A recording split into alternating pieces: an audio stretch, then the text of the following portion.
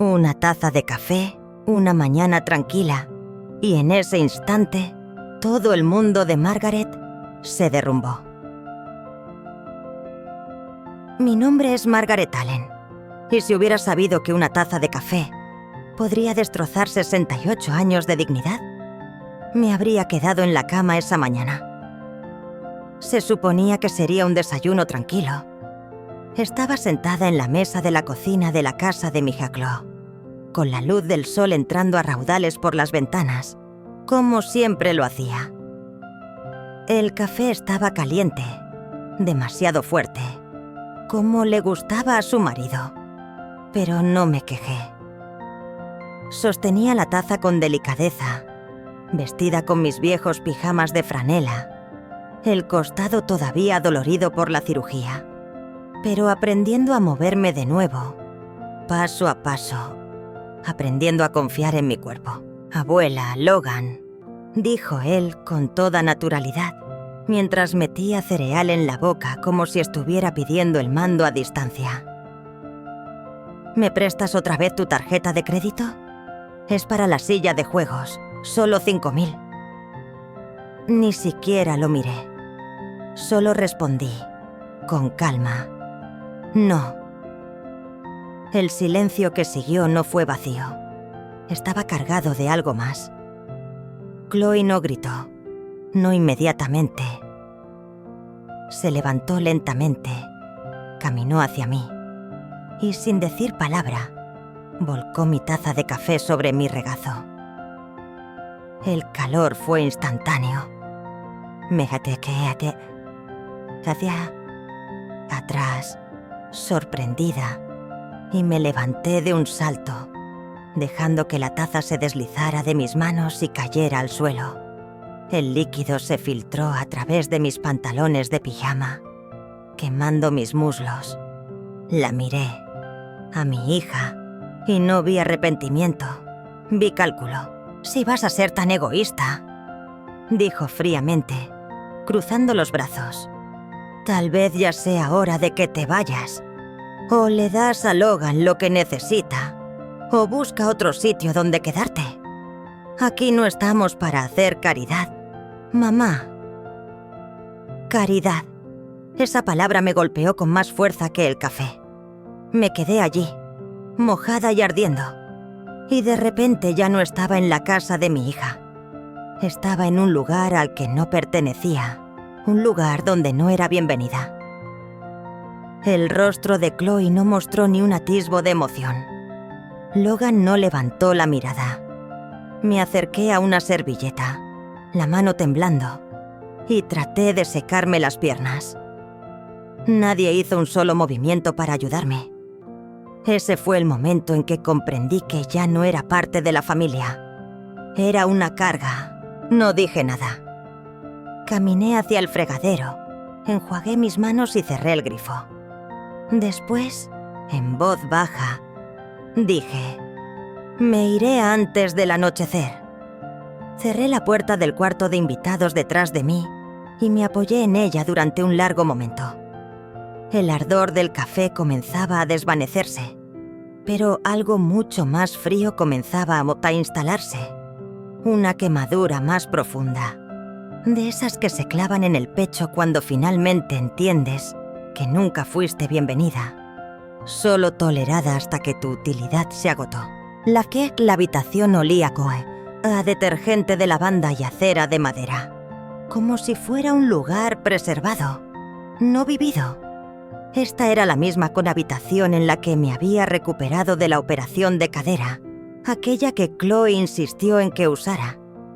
Me dijo que era una solución temporal, que no debía estar sola, que era más seguro para mí allí. Yo se lo creí, ingenuamente. Lo creí con gratitud. Me senté al borde de la cama, las piernas temblando, no por la edad, sino por la revelación de que había confundido el control con el cuidado. Chloe había gestionado todo. Mis recetas, la compra, las llamadas telefónicas, hasta mi correo. Me dijo que era más fácil si ella se encargaba de las facturas, para que yo pudiera descansar. Nunca dijo que no cuando ofrecía pagar por algo, pero ahora veía claramente que ayudar siempre venía con condiciones. No, con cuerdas invisibles al principio, luego apretadas, hasta que te cortaban la circulación. No me estaban cuidando, me estaban recolectando. Me levanté lentamente hacia el armario y saqué mi maleta. Estaba allí, polvorienta, pero intacta, como si alguna parte de mí supiera que algún día la necesitaría.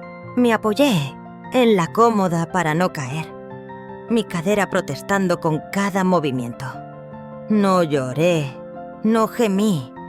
El dolor lo podía soportar. Era la traición lo que me dejaba sin aliento. Nadie vino a mirarme, ni un golpe en la puerta, ni un paso en el pasillo. Chloe me había gritado lo suficientemente fuerte como para que los vecinos lo oyeran. Pero ni siquiera Logan asomó la cabeza. Estaba sola, y nunca Thunk había sentido el peso de esa palabra como lo sentí en ese momento. Abrí el primer cajón de la mesita de noche y saqué un sobre que había guardado hace meses. Dentro del sobre se hallaban copias de mi DNI, mi tarjeta de Medicare y un extracto de mi cuenta bancaria. No sabía por qué los había guardado. Quizás temía que algo así pudiera suceder, o tal vez, en el fondo, siempre supe que llegaría el día, y el día me dejé caer de nuevo en la cama, mirando aquel sobre. Ese delgado papel contenía los últimos vestigios de mi independencia. Chloe pensó que ya había olvidado quién era, que podía envolver su control en palabras de amor y que jamás lo notaría. Pero lo vi, y una vez que te das cuenta, no hay marcha atrás. No era débil, no estaba vieja, estaba furiosa, despierta, y eso, sabía, era más peligroso para ella que cualquier cosa que pudiera decir. Extendí la mano hacia mi bolso. Me dio por hábito, me dio por instinto. Estaba más ligero de lo usual. Abrí el bolsillo frontal. Vacío, sin cartera, sin DNI, sin tarjeta. El pánico se instaló en mi pecho como una helada repentina. Abrí el bolsillo lateral, luego el trasero, nada. Solo pañuelos sueltos, un pintalabios viejo, algunos billetes, pero nada de lo que buscaba. Ayer lo había tenido, lo recordaba claramente en la farmacia. Chloe me había llevado. Yo pagué la pomada. Ella insistió en sostener mi bolso mientras caminaba lentamente hacia la caja. Pensé que era un gesto de amabilidad. Ahora no estaba tan segura. Aún podía escuchar su voz de meses atrás. «Déjame encargarme de tus cuentas, mamá. Es más fácil así. Una cuenta, todo automático. No tienes que estresarte, solo enfócate en sanar». Y le dejé. Le entregué mis contraseñas, mi confianza, mi acceso. Ahora ni siquiera recordaba la última vez que vi un estado de cuenta con mi nombre. La realización cayó como una piedra. No solo le entregué la llave, le dejé cerrar la puerta tras de mí. Me levanté y me dirigí al tocador. Abrí el segundo cajón. Allí, bajo una pila de bufandas dobladas, estaba el pequeño cuaderno donde solía anotar las listas de la compra, los cumpleaños, las recetas. En la última página había escrito los números de mi cuenta bancaria, por si acaso. Los miré fijamente. Aún eran familiares, aún míos, pero hacía semanas, tal vez meses, que no veía la tarjeta que los acompañaba. Revisé mi caja de joyas, el espacio bajo el colchón, incluso el interior de mi vieja Biblia. Nada. No solo pidieron mi ayuda, me la arrebataron. Me senté de nuevo en la cama, mareada, no por el café ni el estrés, sino por el frío y aterrador conocimiento de que me habían borrado, factura tras factura, sin dejar rastro. Chloe me había organizado fuera de mi propia vida. Había interceptado llamadas del banco. Dijo a los vecinos que estaba demasiado cansada para salir, cuando ni siquiera sabía que habían venido. Controlaba mis pedidos en Amazon, como si fuera una niña incapaz de gestionar su propio dinero. Pensé que me ayudaba, pero lo que hacía era macasta, que era como enenjarme. Miré la foto enmarcada sobre la mesita de noche. Chloe y yo sonriendo en su graduación universitaria. En esa foto yo parecía orgullosa. En ese entonces creía que el amor era suficiente, pero algunas hijas no crecen para amarte, crecen para usarte. Mi teléfono seguía sobre la mesita. Lo tomé y busqué un nombre que no había marcado en mucho tiempo. Frank Delaney, abogado retirado. Mi vecino durante 12 años antes de mudarme con Chloe. Un amigo, aún amable. Pulsé llamar. Contestó al segundo tono. «Margaret», dijo su voz, cálida, firme. «¿Está todo bien?» «No», respondí, con voz tranquila pero clara. «Pero lo estará». Frank llegó en menos de una hora. No tocó 2 veces, solo una vez, firme, y esperó. Abrí la puerta. La maleta ya estaba lista, el sobre apretado en mi mano.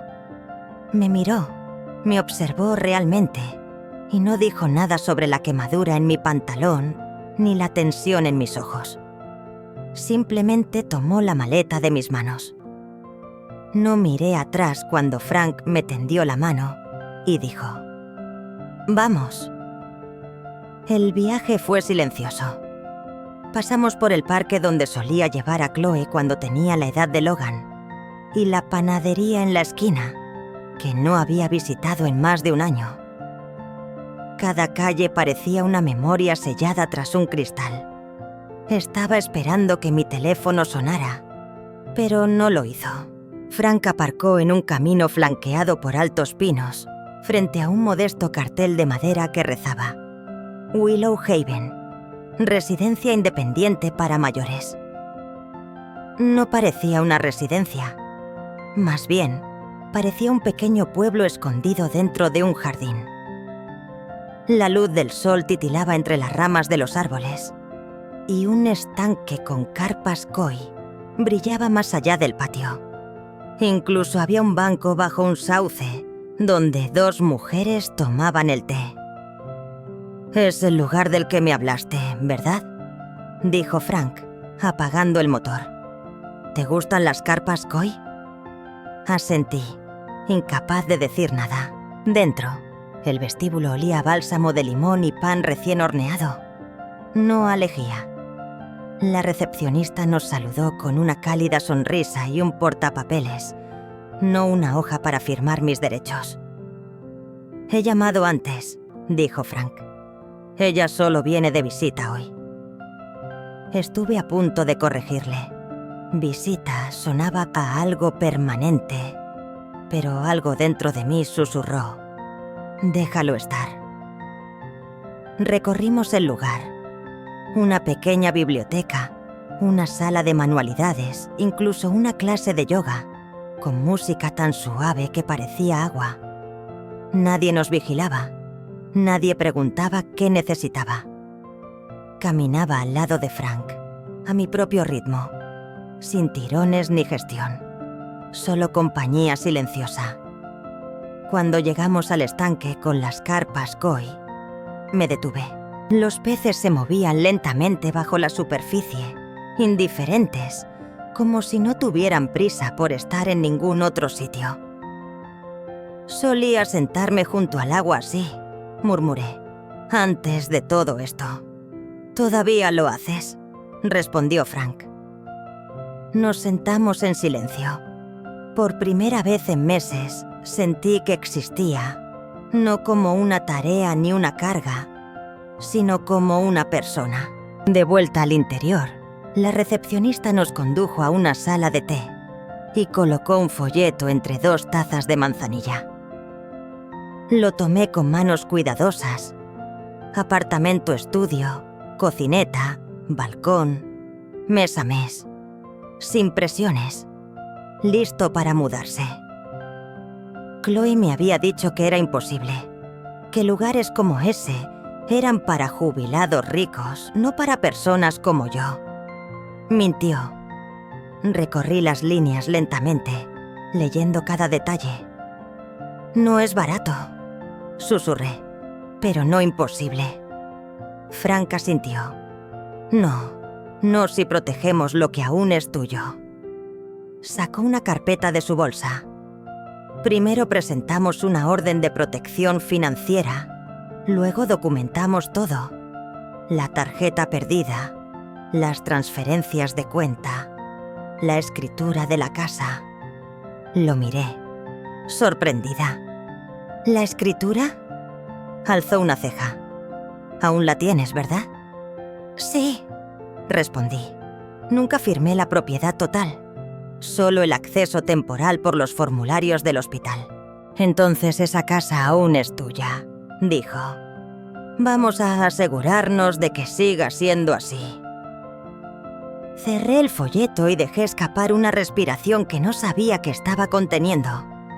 Por primera vez en mucho tiempo, no estaba reaccionando. Estaba reclamando. Y sentí como si pudiera respirar de nuevo. Esa noche, en la cocina de Frank, extendimos todo lo que tenía. Tarjetas de seguro, antiguos extractos bancarios, fotocopias de mi identificación. Una carpeta que Chloe alguna vez llamó el desorden del 01, cuando trató de convencerme de que pasara completamente a lo digital. Incluso llevé mi bloc amarillo. Delgado, deshilachado, manchado de... El día que había anotado todos los cargos que podía recordar, Frank hojeó el archivo lentamente, asintiendo con la cabeza. Retiros recurrentes de PayPal a las 3:00 AM, comentó. Cargos de tiendas en las que no compras, perfiles de Netflix que nunca has usado. Esto va más allá de un simple descuido. Yo me encontraba frente a él, las manos tranquilamente entrelazadas, la espalda erguida. Ya no era una anciana indefensa. Ahora me sentía preparada.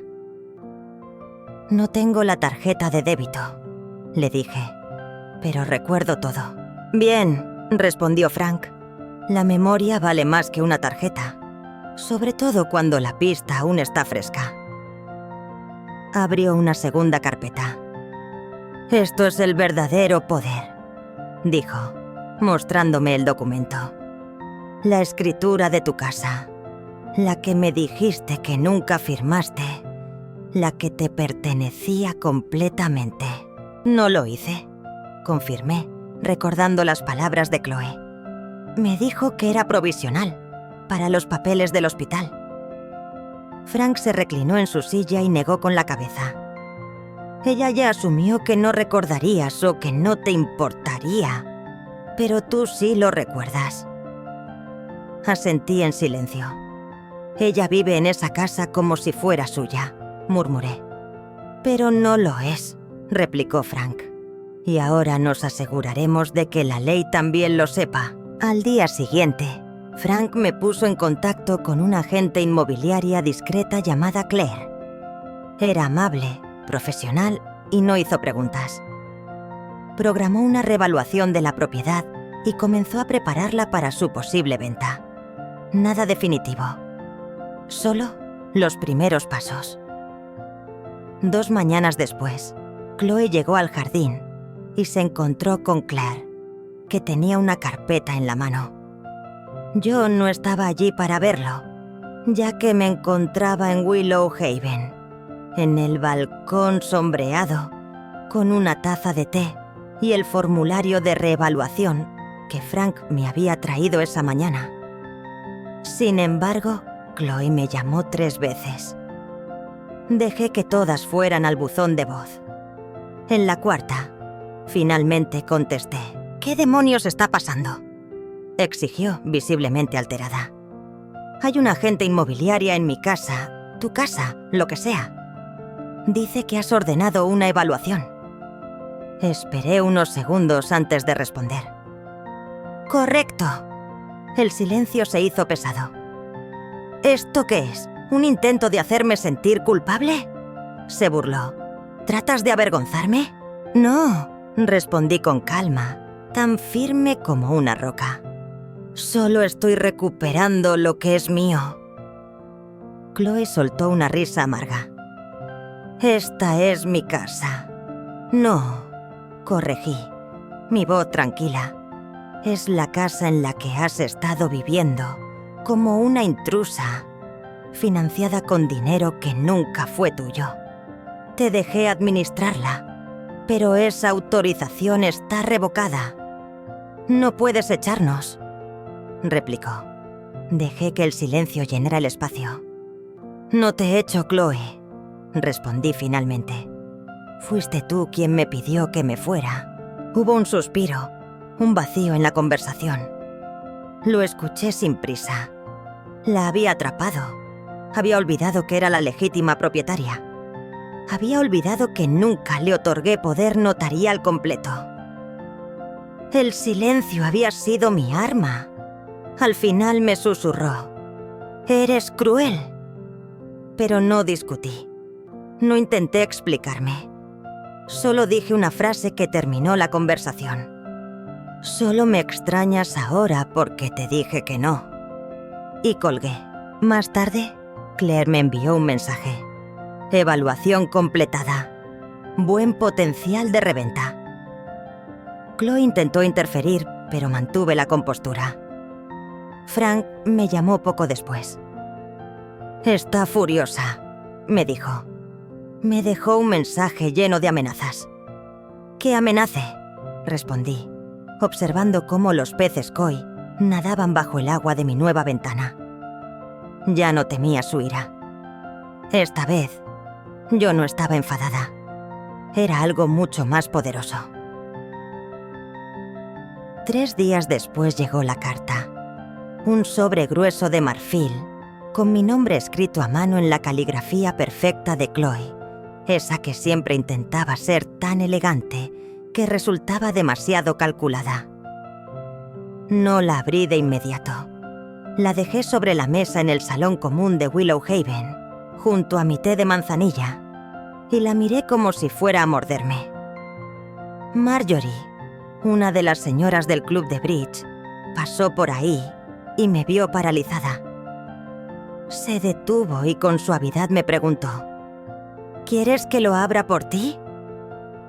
Yo asentí sin decir una palabra. «No necesito que nadie más leyera esta mentira», respondí en calma. Subí la carta a mi escritorio, el pequeño que Frank me ayudó a colocar cuando me mudé, y esperé hasta que la luz de la tarde entrara de lleno en la ventana, como lo hacía cuando mi difunto marido, Cliff, trabajaba en nuestras declaraciones de impuestos. Fue entonces cuando la abrí. La primera palabra fue «mamá». No un «querida mamá», ni un «lo siento», solo «mamá», como si aún tuviera derecho a usarla. El primer párrafo no me sorprendió. Unas vagas palabras de arrepentimiento, oraciones flojas sobre cómo todo se había desbordado y cómo nunca quiso que me sintiera apartada. Y entonces llegó lo que realmente esperaba. Estamos pasando por momentos difíciles. Las cuentas se acumulan. Logan no consiguió el préstamo después de todo. Ahí estaba. La petición. Siempre llegaba. La disculpa era solo el señuelo. El dinero era el anzuelo. Al fondo del sobre, un cheque doblado de una cuenta conjunta que ni siquiera recordaba haber autorizado. Llevaba mi nombre impreso, pero no mi firma. $3.500 con el concepto reparación de coche. Estaba rasgado en una esquina, sin cobrar. Debía haberlo guardado o quizás lo había falsificado. Tal vez ambas cosas. No era una rama de olivo. Era un señuelo tembloroso con una firma dudosa y una lágrima falsa. Lo doblé, luego otra vez, hasta que desapareció entre mis manos como todas las promesas rotas que alguna vez hizo. Sin decir una palabra, lo metí en la trituradora en el vestíbulo de Willowhaven. Sin discursos, sin ira, solo el sonido del papel convirtiéndose en polvo. Dejé el resto de la carta sobre mi escritorio, desplegada como un cadáver, un recordatorio de que no todas las disculpas merecen respuesta.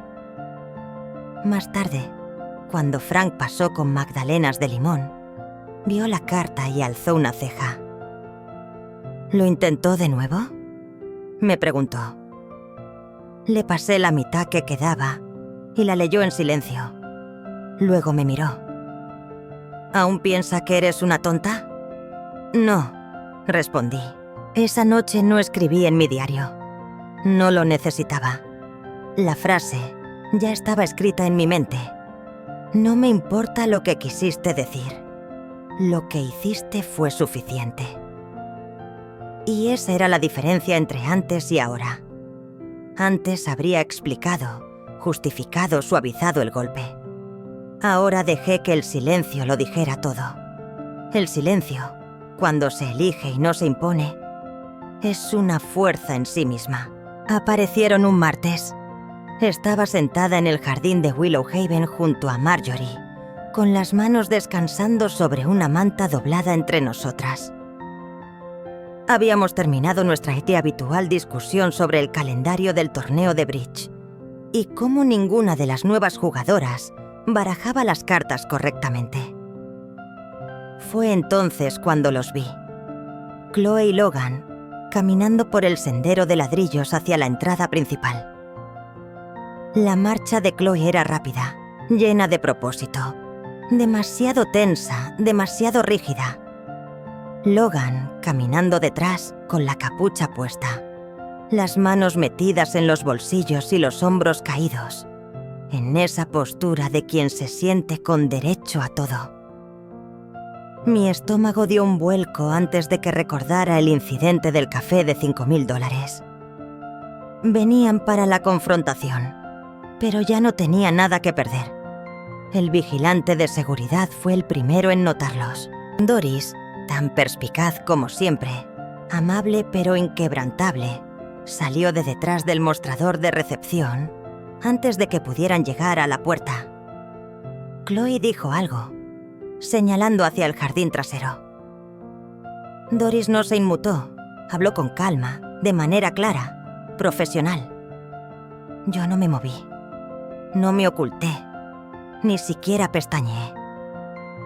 Marjorie se tensó a mi lado. ¿Llamó a Frank?, preguntó. No, respondí. Que me vea tranquila. Finalmente, Chloe me vio a través del cristal. Se acercó al umbral, pero Doris intervino antes de que pudiera avanzar. No escuché las palabras, pero reconocí la forma de su voz, cargada de rabia y desesperación. Esa voz ahogada que se usa cuando el control se te escapa entre los dedos. Logan fue el siguiente en notar mi presencia. Sus ojos se cruzaron con los míos por un breve segundo. Vi algo. No culpabilidad, no amor, sino pánico. No porque me echaras de irnos, sino porque el dinero ya no estaba y yo no iba a regresar. Doris levantó la mano, señalando firmemente hacia el aparcamiento. Chloe levantó los brazos, frustrada. Logan musitó algo y se dio media vuelta, caminando hacia la salida. Bien, que el chico lidere por una vez. Chloe permaneció inmóvil un momento más, con los brazos rígidos a los lados, el rostro pálido de furia. Sus labios se movieron, y aunque no la escuché, supe que lo que dijo fue «mamá». Pero no me levanté, no saludé, no les di nada. Me quedé allí, serena, envuelta en la misma manta que Cliff solía ponerme sobre los hombros, cuando me quedaba dormida durante las carreras de Jeopardy. Los vi alejarse. Miré hasta que las sombras de su coche desaparecieron de la entrada. Marjorie suspiró. Ni parpadeaste, comentó. Sonreí. Ya me despedí, susurré. Ellos recién lo están entendiendo. Más tarde ese día, Frank vino con una bolsa de bizcochos de arándano y una carpeta nueva. Lo intentarán de nuevo, dijo, sentándose a mi lado en el banco. Lo sé, respondí. Pero yo no lo haré. La batalla nunca se trató de gritar más fuerte, sino de quedarme quieta cuando esperaban que me desplomara, dejando que ellos se fueran solitos. 2 días después, llegó otro sobre. Esta vez más pequeño, con la escritura a mano, sin dirección de remitente. Lo deslizaron bajo la puerta mientras desayunaba. Chloe, otra vez. No dudé ni un segundo. No lo abrí. Lo rasgué por la mitad, luego en pedazos más pequeños y lo tiré directo a la destructora de papel en el mostrador. Porque esta vez no sentí curiosidad.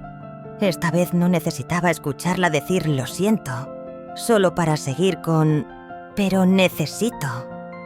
Esta vez confié en el silencio más que en sus palabras. Esa misma tarde, Frank volvió con los últimos ajustes del fideicomiso, cuentas protegidas, contactos de emergencia. Extendió los papeles cuidadosamente y me entregó un bolígrafo. «¿Sabes?», dijo mientras me observaba firmar la última página. «Has hecho algo que mucha gente nunca llega a hacer». «¿Qué es?», pregunté. «Romper el ciclo. No con un grito ni con venganza, sino con una puerta cerrada y un nombre limpio».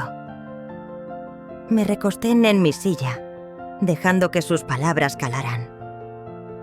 Por primera vez desde que Cliff murió, lo creí. Había regresado a mí misma.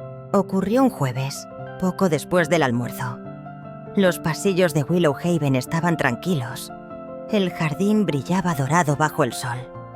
Y yo estaba sentada en mi banco favorito, junto al estanque de peces koi, con un libro en el regazo, sin abrir.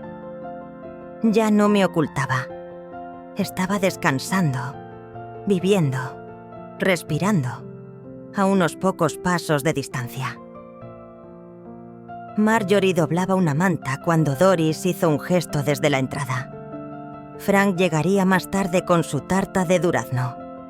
La paz se respiraba en la casa, con un ritmo calmado, ni acelerado ni estruendoso, pero constante. Un bienestar ganado con el tiempo. Y entonces llegó la llamada final. El banco, el especialista en fideicomisos, la notificación oficial. Chloe y Logan estaban bajo investigación por malversación de fondos, explotación de ancianos y falsificación. No sentí una victoria inmediata, sino una especie de espacio, de respiro. Porque no solo habían perdido dinero, habían perdido el acceso a mi nombre, a mi voz, a mi vida. Apostaron por mi silencio y como siempre perdieron. Esa noche encendí una sola vela junto a mi cama. No era por ellos, era por mí.